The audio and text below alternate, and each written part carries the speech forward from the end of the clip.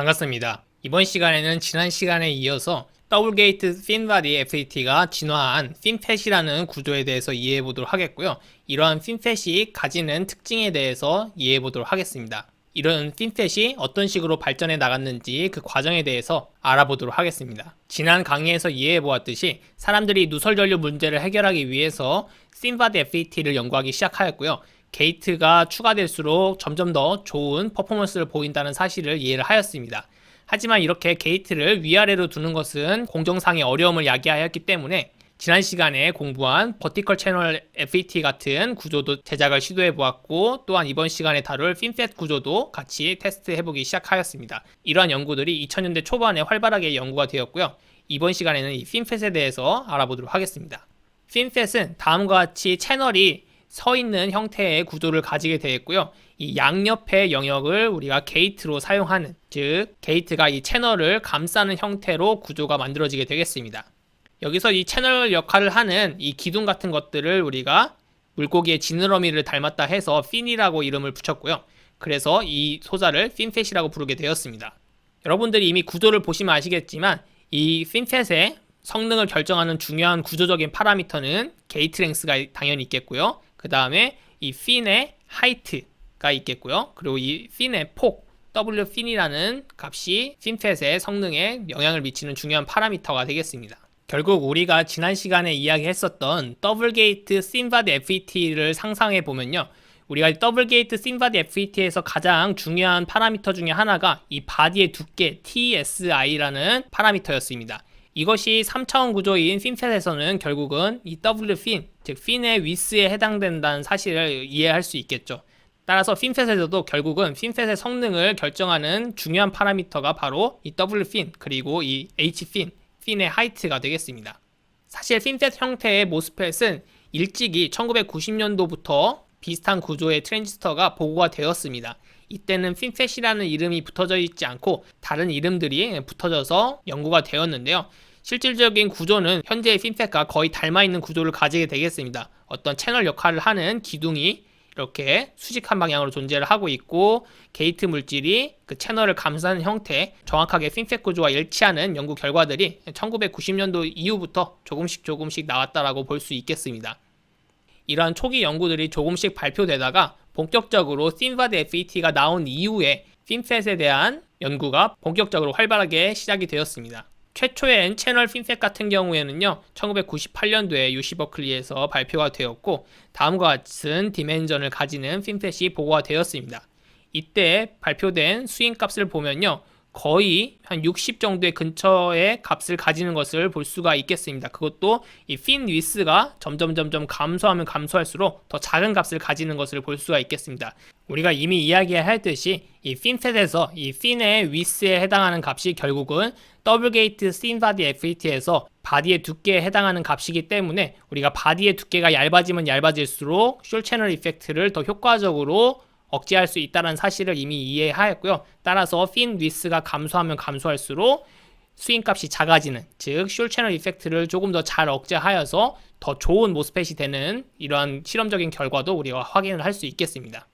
그 이후에 2000년대에 넘어와서 다양한 구조에서의 핀팻들이 제작이 되고 테스트가 되었으며 많은 데이터들이 쌓이게 되었습니다.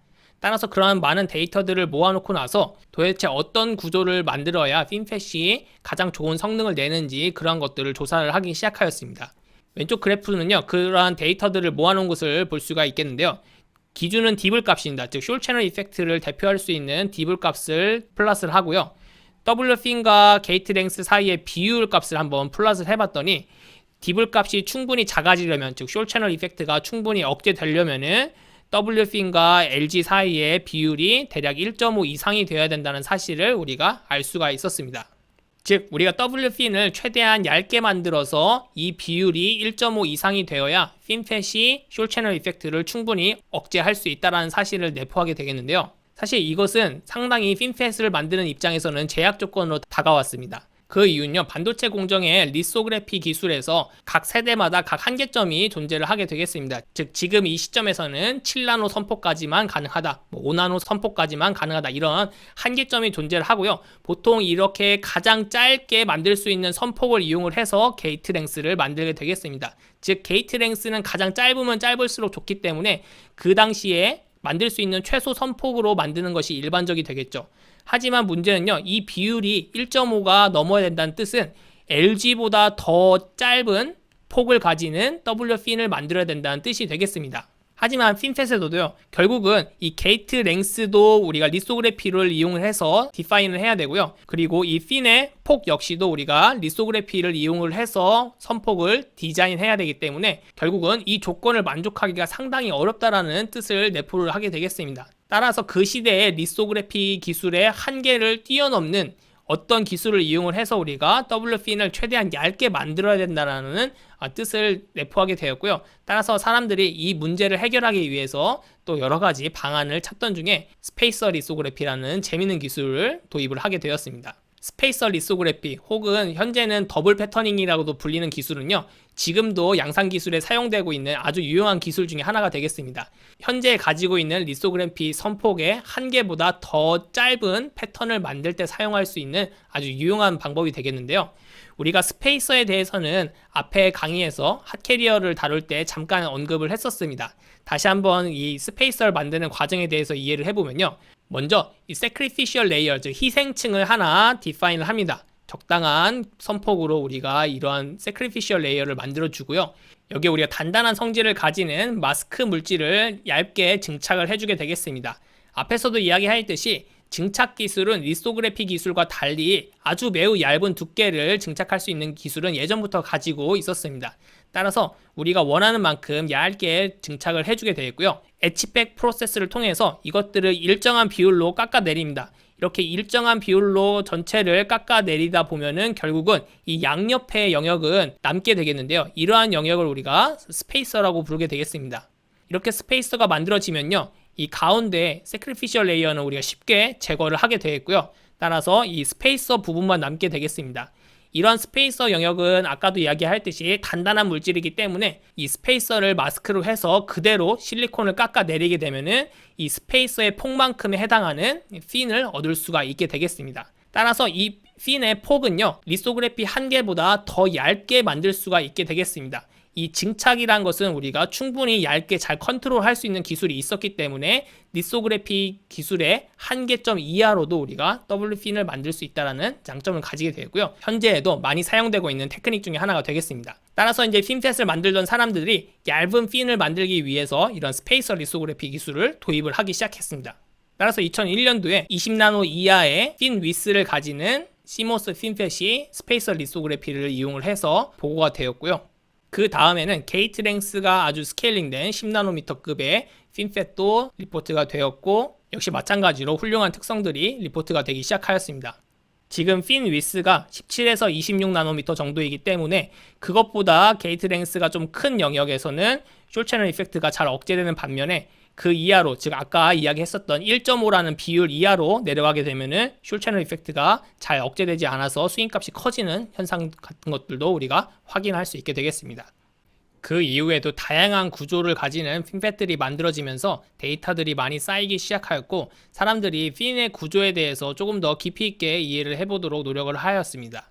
이 왼쪽의 그래프는요, 스윙 값이 80mV/데케이드, 그 디블 값을 100으로 기준을 놓고 이러한 정도의 퍼포먼스를 얻기 위해서는 우리가 핀 하이트와 게이트 랭스와 WFin을 어떻게 결정해야 되는지를 조사한 그래프가 되겠습니다.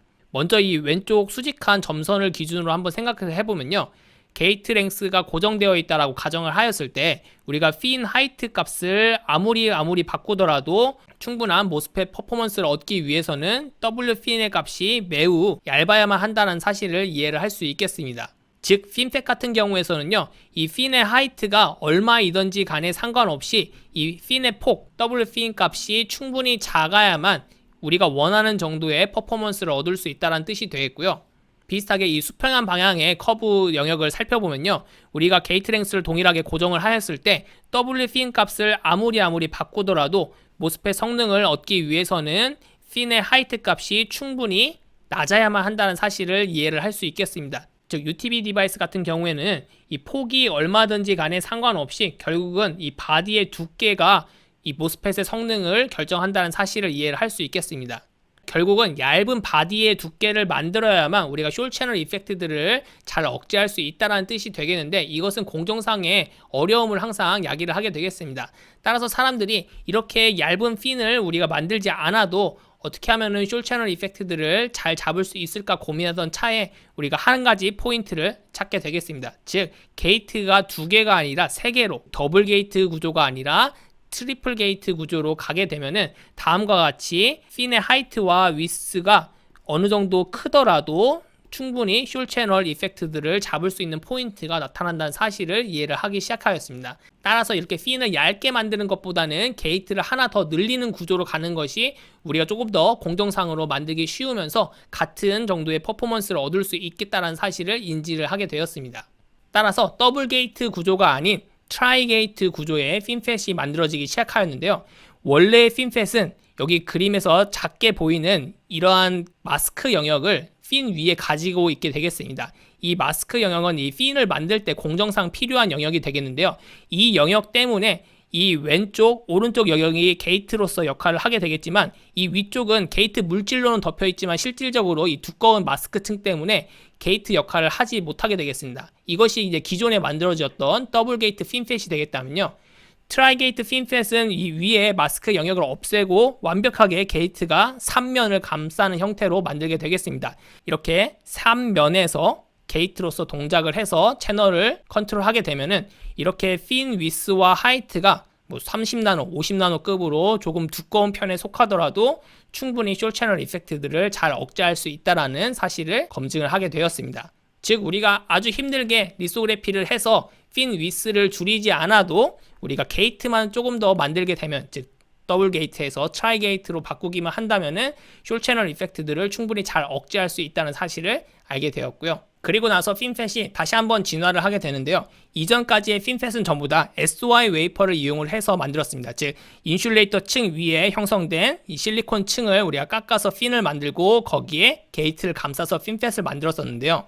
이렇게 SOI 웨이퍼에서 만들게 되면은 단점이 웨이퍼 자체가 비쌉니다. 우리가 이미 이전 시간에 살펴보았듯이 SOI 웨이퍼라는 것을 만들기 위해서 추가적인 공정들이 쭉 필요하기 때문에 SOI 웨이퍼는 당연히 일반적인 실리콘 웨이퍼보다 가격이 10배 이상 비쌉니다. 따라서 이렇게 비싼 웨이퍼를 가지고 우리가 모스펫을 만들게 되면 당연히 칩의 단가가 올라갈 수밖에 없겠죠. 거기에다가 SOI 웨이퍼에서 만든 모스펫의 치명적인 단점들이 존재를 하는데요. 플로팅 바디 이펙트가 나타나고 그리고 열이 잘 빠지지 않는 문제들이 발생을 하게 되겠습니다. 이러한 문제점에 대해서는 제가 다음 시간에 SOI 기술에 대해서 이야기할 때 따로 설명드리도록 하겠습니다. 아무튼 이러한 SOI 웨이퍼를 사용했을 때 발생하는 문제점들을 해결하기 위해서 기존의 실리콘 웨이퍼를 그대로 사용하면서 핀팻을 만들 수 있는 기술이 필요하였고요. 따라서 이렇게 그냥 기존의 실리콘 웨이퍼의 SiO2 층을 적당히 잘 증착을 하고 핀을 만들어서 핀팻을 만드는 기술이 개발이 되었고, 이러한 핀팻을 우리가 바디 타이드 핀팻, 즉 바디 부분이 연결된 핀팻이라고 부르게 되겠습니다. 실제로 삼성에서 이제 2004년에 다음과 같이 바디 타이드 핀팻 구조를 발표를 하였고, 기존의 SOI 위에서 만들어진 핀팻과 큰 성능 차이가 없다는 것을 검증을 하게 되었고요. 이때부터 본격적으로 반도체 기업들은 이제 핀팻을 양산할 준비를 시작을 하였다라고 보시면 되겠습니다. 따라서 지금까지 우리가 다룬 내용들을 한눈에 한번 요약을 해보면요. 결국 벌크 모스펫을 열심히 만들다가 리키지 커런트 문제가 발생을 하였죠. 그래서 핀바디 FET를 만들기 시작하였고요. 게이트가 하나 더 있으면 더 좋겠다라는 생각에서 더블 게이트 핀바디 FET를 만들었는데, 이렇게 게이트를 밑에 넣는 것은 상당히 공정적으로 어렵다는 사실을 이해를 하였습니다. 따라서 뭔가 3차원 구조를 만들어서, 즉 이렇게 채널을 옆으로 세워서 핀팻을 만들었고요. 핀팻을 만들어 보니까 핀을 얇게 만드는 것이 되게 중요했는데, 이 핀의 폭을 줄이는 것보다 게이트를 하나 더 늘리는 것이 더 쉽다는 사실을 이해를 하였습니다. 따라서 트라이 게이트 핀팻을 만들었고, 제가 자료는 준비하지 않았지만 점점 더 게이트의 숫자를 늘리기 위해서 파이 게이트 혹은 오메가 게이트, 즉 이 채널을 점점 감싸는 형태로 게이트가 더 발전을 해왔고, 현재는 게이트 all around 구조, 즉 채널 전체를 게이트가 감싸는 구조의 형태로 진화를 하게 되었습니다. 이렇게 게이트 all around 구조의 핀펫이 한참 동안 연구가 되다가 현재는 이것 역시 또 진화를 하였는데요. 이 게이트 all around 구조의 핀펫의 유일한 단점은요, 숄 채널 이펙트들은 잘 잡히지만 이 핀의 절대적인 면적이 너무나 적습니다. 즉, 이 핀의 단면적이 절대적인 면적이 작다 보니까 아무리 전류 밀도가 높다 하더라도 절대적인 면적이 작으면 전체 커런트가 작을 수밖에 없게 되겠죠. 즉, 모스펫이 만들어내는 온 커런트 레벨이 충분하지 않다라는 단점이 발생을 하게 되었습니다.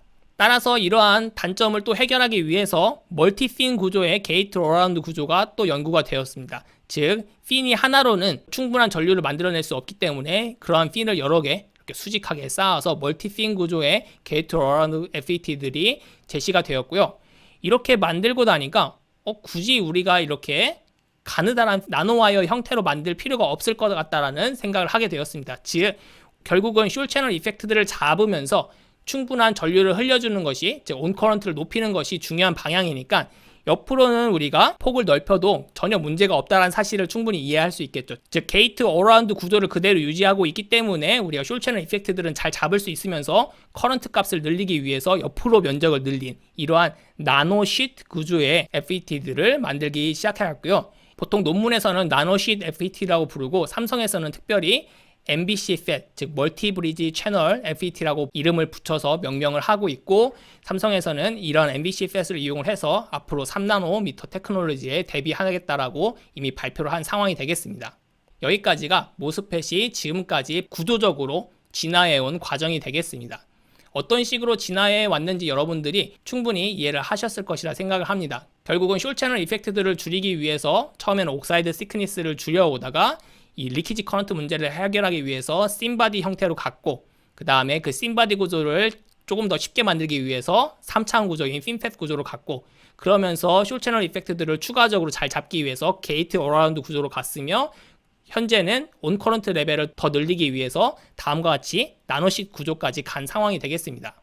그렇다면 이 구조 다음에 3나노미터 이하의 테크놀로지에서는 어떤 구조로 진화하게 될까요?